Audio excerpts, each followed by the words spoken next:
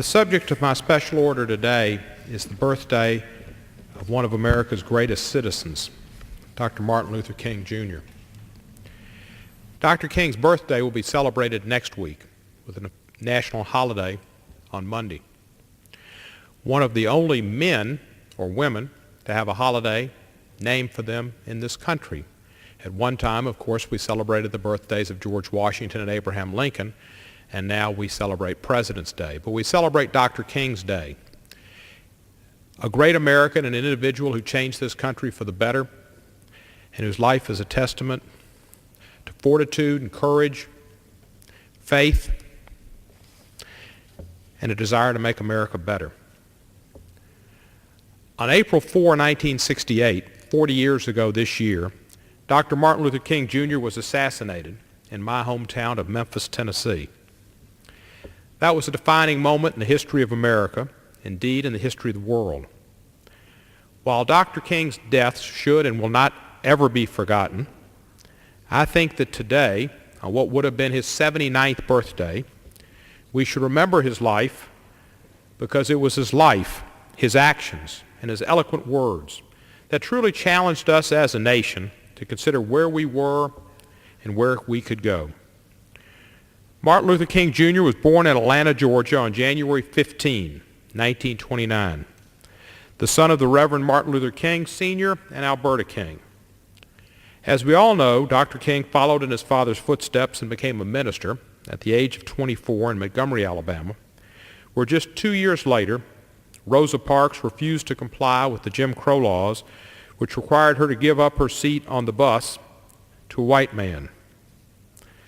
The subsequent Montgomery bus boycott, led by Reverend King, changed America. The boycott lasted over a year, but resulted in the Supreme Court decision outlawing racial discrimination on public transportation. Only in his mid-20s, Martin Luther King's passion and commitment were already affecting the laws of our nation. During his life, Dr. King's house was bombed and his government wiretapped his conversations. But Dr. King never wavered from his commitment to nonviolent change. Dr. King turned a mirror on America, and the reflection was not good. It was ugly. America was not the land of the free, but it was a land built by the enslaved. The very Capitol building in which I speak and in which we make our laws was built by slaves. Dr. King pulled back a quasi-fiction that has so often been touted as patriotism, as if to say, but what about these Americans? And those are his words, but what about these Americans? Jim Crow laws, which had created two Americas, which had denied access and opportunity for so long, were held up for examination. And they failed the examination as they should have. We are not there, ladies and gentlemen. I wish we were. I wish we'd achieved the dream where the content of one's character and what each person is judged by, not by the color of one's skin. We are not there, but the good news, the positive message that Dr. King has etched into our national conscience is that one man can make a difference. One young man can step forward, can live his life with purpose and dignity, can become the voice of all those whose voices have been stilled, whose hope has been lost. No assassin's bullet could stop what Martin Luther King had begun. Today, as we celebrate a birth which has changed us and which continues to challenge us, let us remember his dream. Dr. King's words are what he's best remembered for, and in my hometown of Memphis, Tennessee, his words will be played constantly over the weekend and through Monday as we remember how he challenged us, how he inspired us in the 50s and in the 60s. Radio station WLOK will be, I know, having a tribute to him in Memphis, and other places all over the country will do the same. And in Memphis, there'll be a basketball game, a national basketball game that will celebrate civil rights victories of this country. Particularly Bob Lanier will be there, and Kareem Abdul-Jabbar and others. And we look at steps which we've taken in this country to make the country better and through sports and basketball. And I commend David Stern and the NBA for having that game in Memphis on Dr. King's birthday. At this time, I would like to read some quotes from Dr. Martin Luther King, as will be read, as will be heard throughout this country in the coming weeks, in the coming weekend. Many of them resonate with the issues of today. A genuine leader is not a searcher for consensus, but a molder of consensus. And we need more leaders like that today who mold consensus. A nation that continues year after year to spend more money on military defense than on programs of social uplift is approaching spiritual doom. Remember, Mr. Speaker, Dr. King was speaking during a time of Vietnam War.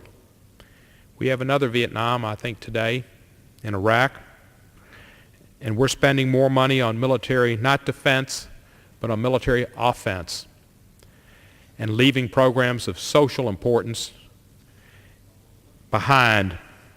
And I question the spirituality of where this country presently is, spending so much in Iraq and so little in America. A right delayed is a right denied. And there are so many rights which have not been granted to people, and to people who have not just on the basis of race and religion and national origin, but also of sexual orientation. A right delayed, Dr. King said, is a right denied. Dr. King said almost always the creative, dedicated minority has made the world better. And indeed they have. We are a country of minorities making for a great majority, and when we don't respect the rights of the minorities, we endanger ourselves. Dr. King said an individual has not started living until he can rise above the narrow confines of his individualistic concerns to the broader concerns of all humanity.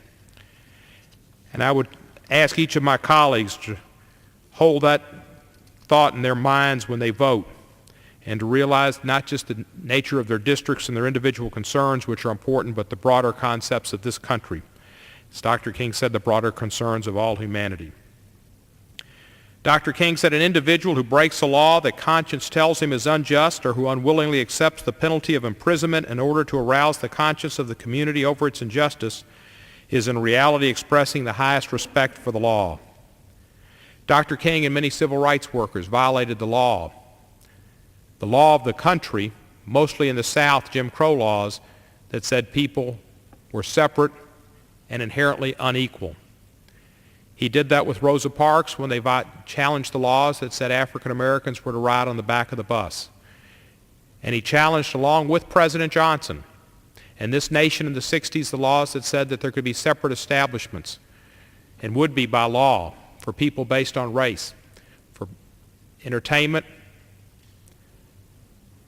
different public facilities, eating establishments, hotels and motels, colleges and schools. Those were wrong laws. They needed to be challenged, and they were challenged by Dr. King and many civil rights leaders, and the world changed in the 1960s. Dr. King said at the center of nonviolence stands the principle of love.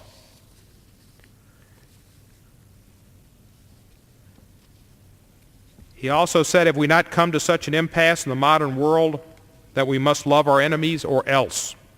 The chain reaction of evil, hate begetting hate, wars producing more wars, must be broken, or else we shall be plunged into the dark abyss of annihilation. And Mr. Speaker, I reflect on this when I think about what we're doing in the Middle East. Hate begets hate. Wars produce more wars. And we are in an abyss. Dr. King said, he who passively accepts evil is as much involved in it as he who helps to perpetrate it. He who accepts evil without protesting against it is really cooperating with it. One must do more than think about evil, and one must actively oppose it. And oftentimes in the debates in Congress, you have to remember Dante, and Dr. King has a quote similar to Dante, that the warmest spots in hell are reserved for people who in times of controversy stand on the sidelines. Certainly something Dr. King did not do.